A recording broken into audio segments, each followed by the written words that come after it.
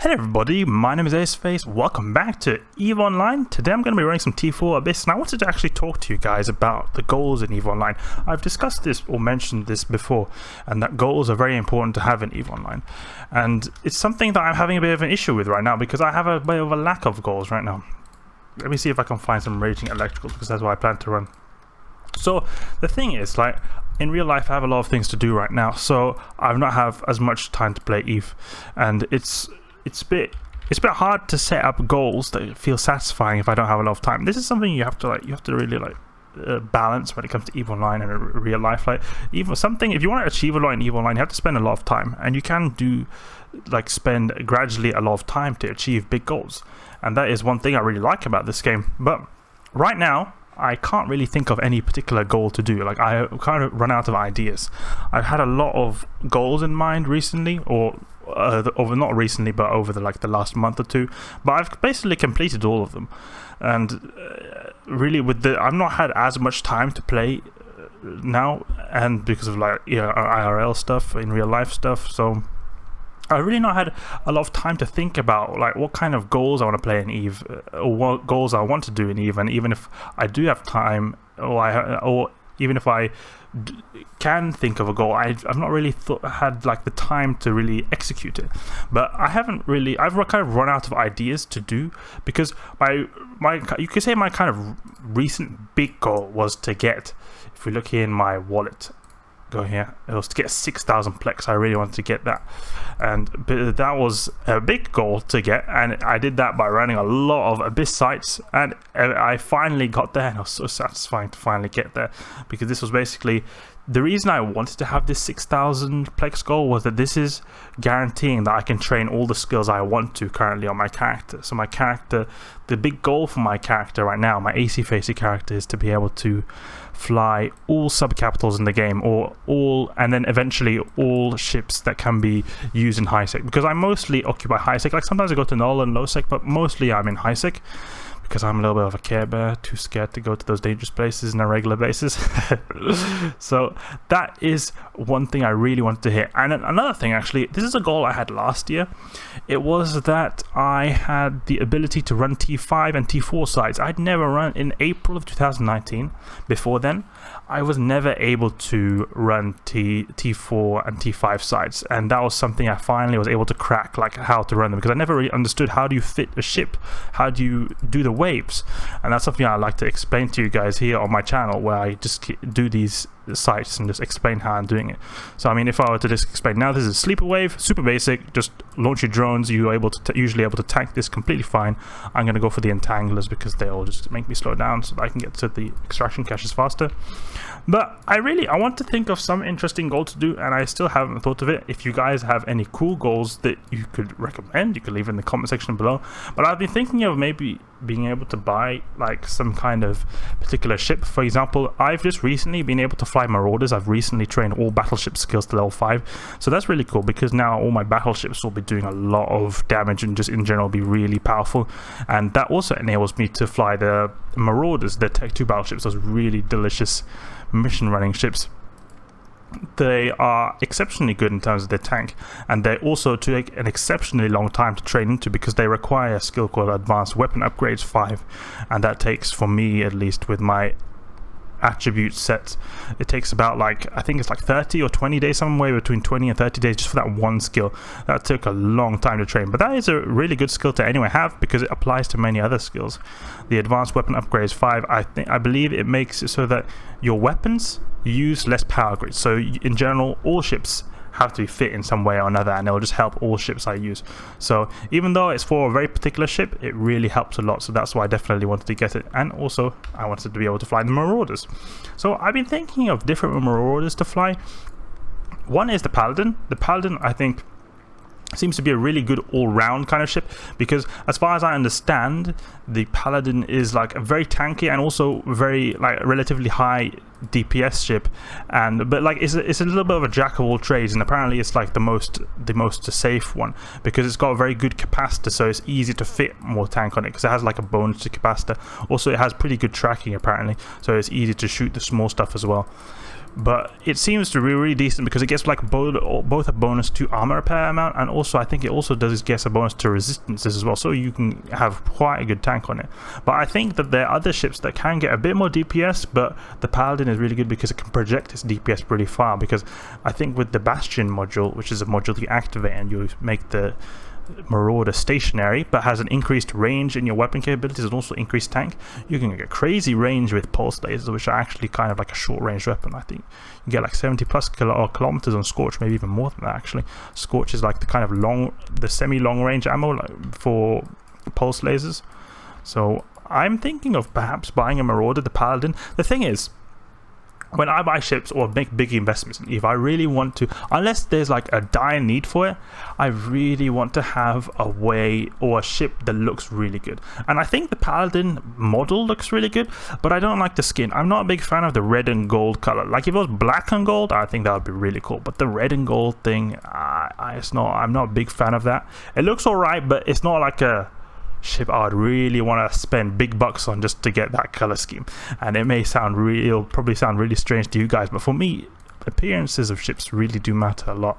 I've mentioned this before, how I sometimes run T1 Abyss in the Purifier just because I think the Purifier looks so damn good, especially in the cold iron skin, because it just looks so good with that black skin on the stealth bomber. If we go here in the Purifier, and I'll show you the skin I use, the cold iron one, this looks just so amazingly good right here. And the Paladin ship I'm talking about, I'll show it here. It looks like an Apocalypse, but it's actually a bit more beefier. You can see here, this red and gold. I'm not a big fan of this color scheme, but I wish I could have this EOM skin here. I think this looks amazing. I love this color scheme here, the blue and gray color scheme. But the thing is, it costs so much, that skin. They don't sell it anymore in the New Eden store, so what people do is people who've been sitting on that skin for a really long time, they're selling it for crazy prices in the Gistum market. So they're selling it for 1.9 bill, and I don't think I want to spend 1.9 bill on a single skin, and especially because I've noticed that sometimes CCP will re-release old skins that they removed from the market, so it'll be really annoying that if they like release the skin again, or at least for a limited amount of time, and then they sell it for maybe like 30 plex, because often when they re-release it for a short amount of time, it usually goes for quite a cheap price. I spent 1.9 bill for a 30 plex skin. That's like really annoying. Alright, Charybdis Tyrannus room. I have a very tanky ship, so I have never any particular issues when it comes to this guy. The only thing is that wrecking shots are a big issue because of how the Charybdis Tyrannus has for some reason, it seems like they have a greater chance to land wrecking shots compared to the average chance for wrecking shots. I think it's because it has very good tracking. So that's something you have to be wary of, but you will do good if you take one wrecking shot. It's usually fine, but if the RNG is really not on your side, then you take 2 wrecking shots in a row, then you can have issues. You can maybe, 1 wrecking shot will maybe take you to half shields, 2 will almost do 0, so you still got a bit of a buffer from your structure and armor, but it can get a bit scary. So you want to overheat your hardeners and the booster, and that's one really good thing I like about the active shield tank. I keep telling you guys how I love the active shield tanks, because they're just so good, because you can overheat the boosters as well as the hardeners, unlike in a passive tank where you can only overheat the hardeners. If you are even using active hardeners, for example, if you're using the purely passive shield hardeners like these ones here, if you go in here, EM shield amplifier, this one here, this can't even be overheated because it's not like a type of active one where you can overheat it, so even that will do even less. But I always use active tank because it's just so nice. You get such a good boost rate, and I have no issues with capacitor almost ever, and even if I do, I always have a lot to spare and can pulse my boosters if really needed.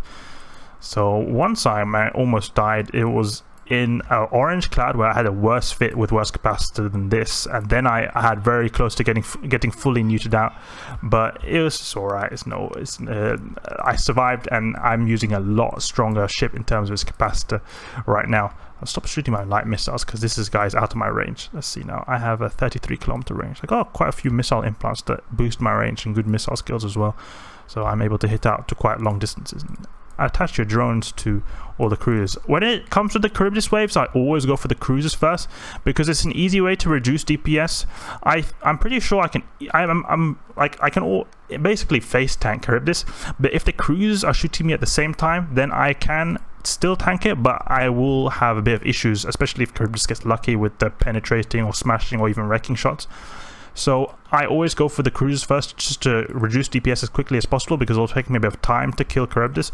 And also the main reason I go for the cruisers first is because the cruisers, they have a lot of E-War, and the thing is, you want to get that E-War off, because if they got, for example, the target painters, webifiers and warp scramblers, they'll make it so that you are stuck in the mud and you are going to get killed by Charybdis a lot easier, because of how it'll be able to track you a lot better with the target painters, scramblers and webifiers. So I usually go for those first, especially since it just in general speeds up my site clearing time, because of how I'm able to go to the caches a lot quicker. So we go for this Charybdis right here. Everything is done. You will see here I basically have no issues tanking, and we're at the minus 50% EM resistance site as well, so we'll have even better capabilities tanking, so we'll have absolutely no issues right here. But I'm really thinking, what kind of goals should I use? Another Marauder I was thinking of buying was actually the Kronos. I think the Kronos looks really good, the Vindicator, or the Megathron model, also on the Kronos model, which is basically almost the same. I think that looks really good, but the problem is the Kronos apparently is not that good for running missions, because it has a lack of range. Range is very important in missions, to be able to hit out, because there are many ships that are quite far away in missions, so you either have to have good mobility or good range, and often good range helps a lot more than mobility. I mean, it's good to have mobility, but it seems it's a lot easier to just be able to shoot stuff straight away than having to burn out them, because that will in itself take quite a bit of time. And you can, with the Marauders, use the micro jump drives. Micro jump drives make it so that you have a certain amount of distance you can just instantly travel between by just jumping. It's really nice in missions, because you can just easily get to the targets very quickly, but there's a cooldown on that, so it's not like a really easy way to travel. And also it's a set distance, so I think it's like 70 kilometers, 100 kilometers. It is good to travel to places, but if you have to travel to many places at the same time, you've got a bit of a cooldown. But it's alright with the Marauders actually, because the Marauders have a bonus which reduces the cooldown time of micro jump drive. So I mean, the Marauders, they just filled with bonuses. They have so many good bonuses, and that's kind of a reason I want. They just seems like such cool and versatile ships, so I really want to own one of them at one point. But it's just that there's not really one that tickles my fancy right now, because of the reasons I said, how there's no one that I like the appearance of for a reasonable price. I mean, the Marauders are expensive in themselves. One Marauder, like the Paladin, costs like, I think it was 1.5 bill. So that is a large sum of money that you need to pay for just one ship. But the skin costs even more, so that's like really crazy. Alright, shoot this extraction subnode over here. Go for this right here. Get a lot of the loot. A lot of the loot comes from these extraction subnodes. It's really good to go for them, or at least if you want to be efficient, or assuming you can, because remember that super cheap Gila I used at one point, it was not really, it had a hard time getting to them, but the thing is that ship was so cheap that it was only 200 mil for a Gila running T4, so it's still really good for being just able to go to the bioadaptive caches in reasonable amounts of time. That was really nice. Otherwise, it really helps if you have the ability to go to the extraction caches, you definitely should, because you can get really good income from them. But not if you're in frigate sites, because in frigate sites the bioadaptives are worth so much more that sometimes it cannot even be worth your time. You may as well run more sites if you want to earn more ISK. The Lucid Watchman wave is a wave that is it's like a stronger variant of the standard sleeper cruisers. So the Ephialtes, like these ones here, they're a bit weaker. The Watchmen, or the Lucid guys, they're a little bit stronger, I've noticed, especially in the frigate abyss, because they have missiles that can apply really well to frigates. But it seems like their DPS and EWO is a lot stronger. I've noticed that the Sentinels, the Lucid Sentinels, the ones that newt, they have pretty strong neuting capabilities, and they can UU out actually. But I've obviously got a really strong ship in terms of Capacitor, so I never really have an issue with that. But I've noticed that the Lucid Sentinels, they nuke quite a bit harder than the Ephialtes Dissipators, for example. So you just want to watch out for them. But if you use the fit I'm using, you should not have any issues. But just keep that in mind when you are up against these Lucid Sentinels. They do nuke quite a bit if you compare to the standard Ephialtes Dissipators. You can see here, this is the Ephialtes Lancer that is just like the standard damage dealer type, but then you got also the Ephialtes Dissipator, which nukes you and does damage. So you got you always got the standard damage dealer. So for example, Lucid Watchman is the standard damage dealer for the Lucid type of ships, and then you got also other ships that are like with lots of EWO. So Lucid Sentinel is the neuting version of that. Return our drones. Oh wait, no, don't return our drones. We've got the last ship here to kill before we finish the site, and we've done it in 14 minutes. Let's see how much we got from here. 36 mil. We're really on this like bad loot streak for 30 mil. I really want to get 40 mil plus. It's such a long time since I got 40 mil plus, and I hope I do soon, because it's been such a long streak. I've done a lot of Abyss sites without even recording these, and I've still kept on continuously getting bad loot prices. And as you know, it has to do with the 0-point condensate is going for quite low prices, this one here, but it also has a bit to do that obviously my RNG is not as good as it always has been. You know, the RNG determines a lot of things in the Abyss. It determines how many extraction nodes you get. It determines if there actually is something in the bioadaptive cache, and also if there like how many items there are in the bioadaptive cache. And then again, if they're like, for example, 3 items, for example, the isogen, the 0-point condensate, and the survey data, then how much of that is there is also another RNG factor. So it's RNG factor on top of RNG factor on top of RNG factor. And it seems like the RNG has not been on our side recently, but hopefully the tides will turn eventually. Let's dock in here. You know, I wanted to say log in, but we can log into Jita, you know, but we're going to dock in here, not log in. And grab our loot and put it into item hanger, and then take this blueprint here, put it into the junk, because this really is not really worth anything. I've got, if you look here, this junk folder, I've just got so many. Oh, actually, I've not got so many here because I've got actually filled up this junk folder here with the max amount of items you can have in one container. You can see here so many things. So we're filling this one up too. Alright, I've got the abyssal loot filter, and I'm just gonna grab all these. And I think these are some filaments I had from extra from before. I don't think I got them from the site there, or at least not all of them. You can see here 31 mil. Okay, it's alright. Decent loot there, decent loot. It could be better, but it's alright. I'm happy with that. Anyway, that's it for this T4 run, guys, and a little bit of a discussion on goals, and even how I'm looking for a goal and thinking maybe of buying a Marauder, not 100% sure, and how I've not really got a goal right now, but I really want to eventually find one. Hope you enjoyed this video, guys, and if you did, please leave a like and subscribe. I'll catch you guys later.